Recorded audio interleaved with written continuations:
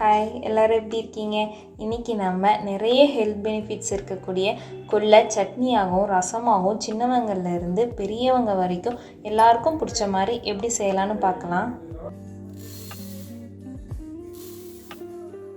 ஒரு குக்கரில் 2 கப் கொள்ளை எடுத்துகிட்டு நல்லா வாஷ் பண்ணிவிட்டு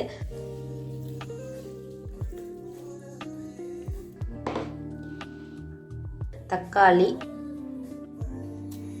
மஞ்சத்தூள், பூண்டு, விளக்கெண்ணெய்,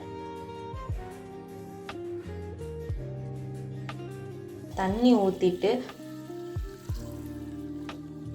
ஒரு 5 விசில் விட்டு நல்லா வேக வச்சு எடுத்துக்கோங்க.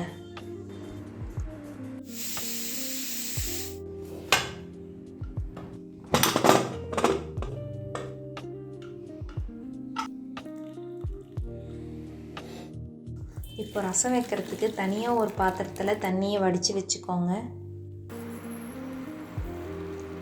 அப்புறம் ஒரு கடாயில் நல்லெண்ணெய் ஊற்றிட்டு கடுகு போட்டு பொரிஞ்சதும் ஜீரகம், மிளகு,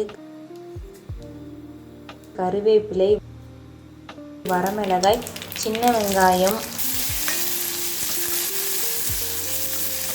மல்லி, பெருங்காயத்தூள் போட்டு வதக்கிட்டு இப்போ நம்ம வேக வச்ச கொள்ளையும் சேர்த்துட்டு கொஞ்சமாக புளி, உப்பு சேர்த்துக்கோங்க.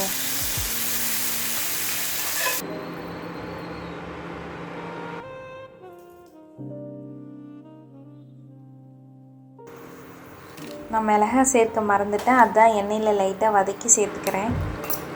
தாவரத்தெல்லாம் வந்துருச்சுங்க, தப்பாக நினச்சிக்காதீங்க.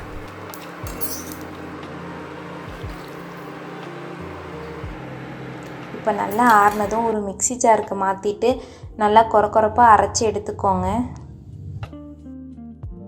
சுட சுட சாப்பாடு போட்டு அதில் கொள்ளு சட்னியை வச்சு நல்லா மணமான நெய் ஊற்றி சாப்பிட்டு பாருங்கள், அவ்வளோ அருமையாக இருக்கும்.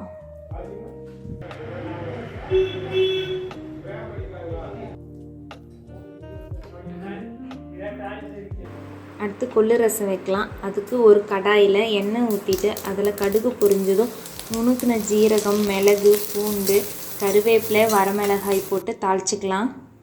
ஒரு 3 தக்காளியை மிக்சியில் போட்டு அரைச்சி வச்சுருக்கேன், அதுவும் ஆட் பண்ணிக்கிறேன். அப்புறமா ஒரு லெமன் சைஸ் புளியை தண்ணியில் கரைச்சி வச்சுருக்கேன், அதுவும் ஆட் பண்ணிக்கிறேன். அதோட கொள்ளு வேக வச்சு வடித்த தண்ணியையும் ஊற்றிக்கலாம். அப்புறமா தேவையான அளவு உப்பு, பெருங்காயத்தூள் போட்டு மிக்ஸ் பண்ண வாட்டி கடைசியாக கொத்தமல்லி தழை போட்டு ஒரு கொதி வந்ததும் அடுப்பை ஆஃப் பண்ணால் சூப்பரான கொள்ளு ரசம் ரெடி.